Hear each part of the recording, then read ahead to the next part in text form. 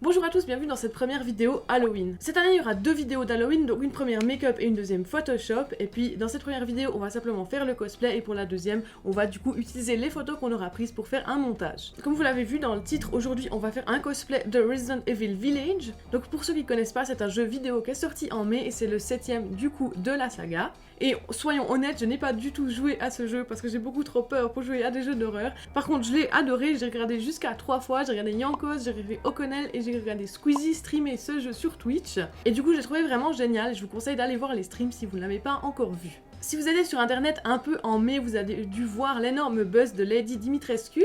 Lady Dimitrescu, c'est cette vampire très grande avec des énormes ins qui a fait énormément parler d'elle pour son look et qui a du coup énormément été cosplay. Mais aujourd'hui, on va pas s'intéresser à ce personnage-là, on va plutôt s'intéresser à ses filles. Dans le jeu, Lady Dimitrescu a réussi à faire ingérer un champignon à 3 humaines pour les transformer en filles vampires, qui sont après devenues du coup ses filles. Et je vous montre ici quelques extraits de leur look. Donc c'est des vampires qui peuvent aussi se transformer en insectes. Comme vous voyez, je trouve vraiment que l'habit et que le maquillage est très intéressant et c'est ce qu'on va essayer de reproduire aujourd'hui. Je me suis acheté le costume sur AliExpress que je vous montre ici. Franchement, je trouve top, niveau qualité-prix, il est génial et il y a tous les accessoires inclus qu'on va avoir besoin pour faire le cosplay. Donc, je vous propose qu'on commence tout de suite. Première fois que vous me voyez à la caméra démaquillée et de si près, ça fait un peu bizarre. Donc, pour commencer, on va s'attaquer directement au décolleté. Donc, qu'est-ce qu'il y a dans le décolleté? En fait, déjà, on a certains bijoux, donc un collier ras du cou, un collier un peu plus long, et puis un collier avec 3-4 épées. Sur la photo dans laquelle je me suis inspirée, on a l'impression que le collier n'a pas, en fait, de chaîne, si vous voulez. Et puis, c'est là que j'ai eu l'idée de simplement incruster, en fait, ces 4 épées dans la peau. Mais je crois, en fait, que c'est simplement un bug sur cette image, et qu'en fait, les filles ont bien, du coup, un collier qui tienne ces 4 épées. Simplement que je trouvais l'idée beaucoup plus originale, moi, de mettre ces épées en fait dans la peau et de créer du coup une blessure au niveau du décolleté. Pour faire ça, je commence par créer un boudin de wax, donc c'est cette pâte qui ressemble un peu à de la cire que vous pouvez coller sur votre peau pour simplement en créer une deuxième couche. Et puis pour l'étaler, vous devez utiliser de la crème pour le corps.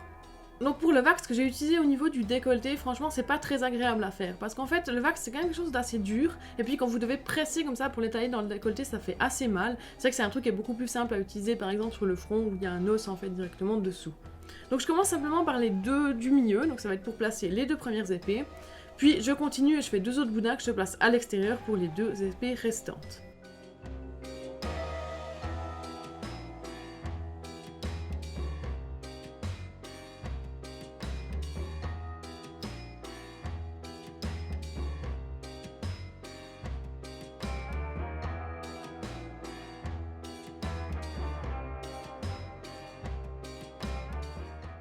Une fois que j'ai tout bien attalé et puis que ça me plaît, je vais utiliser du latex liquide, donc c'est la latex liquide de chez Kryolan que j'utilise, et puis je vais simplement recouvrir toute la zone en fait, pour simplement bien ancrer la pâte wax dans la peau, et puis aussi pour que simplement les raccords soient mieux faits.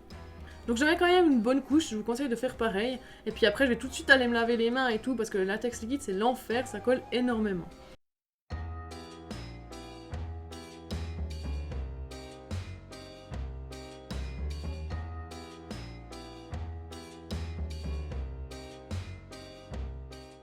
Une fois que c'est fait, je peux me servir d'un petit outil un peu pointu pour simplement découper la pâte, histoire de pouvoir rentrer les épées à l'intérieur.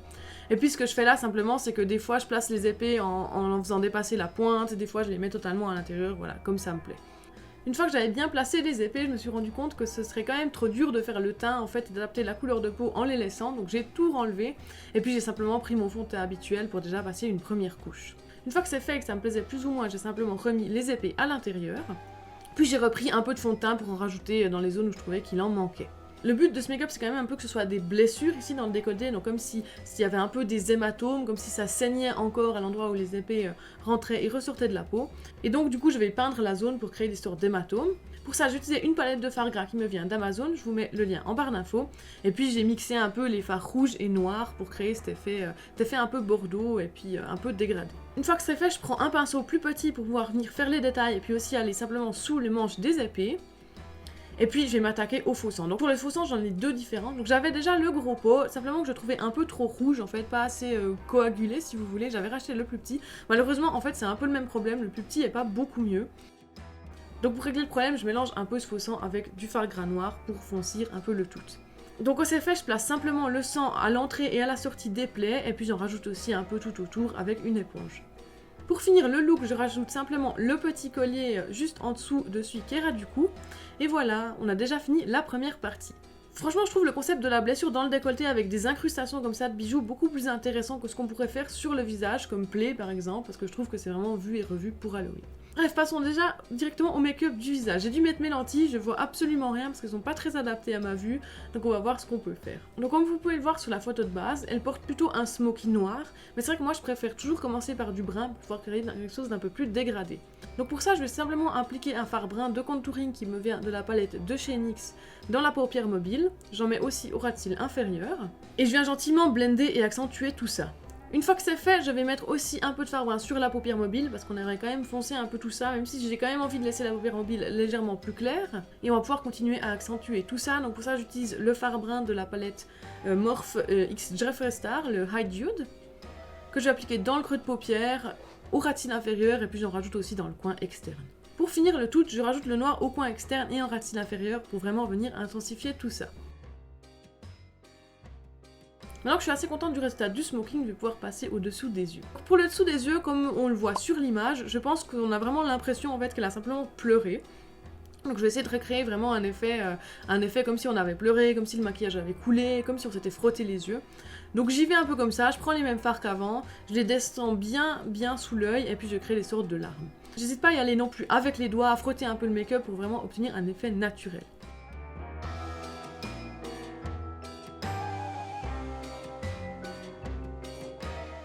Et du coup, voici le résultat avec les larmes. Donc pour finir ce make-up, je rajoute simplement du crayon brun dans la muqueuse inférieure et puis je vais mettre mon mascara.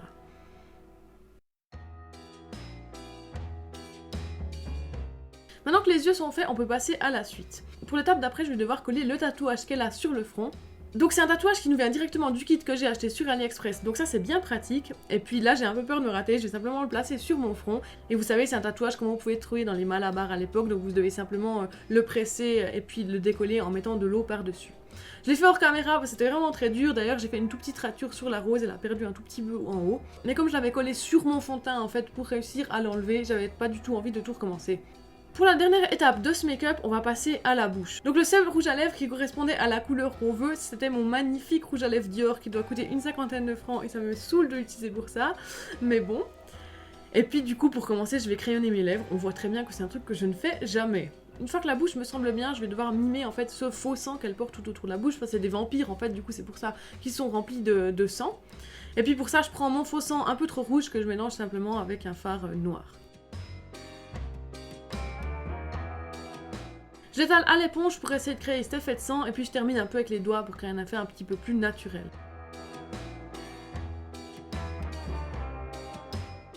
Et voici le résultat final du make-up. Il est temps de passer mon costume. Donc le costume, c'est cette grande robe que j'ai eue sur AliExpress et qui franchement est top. Et du coup, je vous laisse avec le résultat final du look.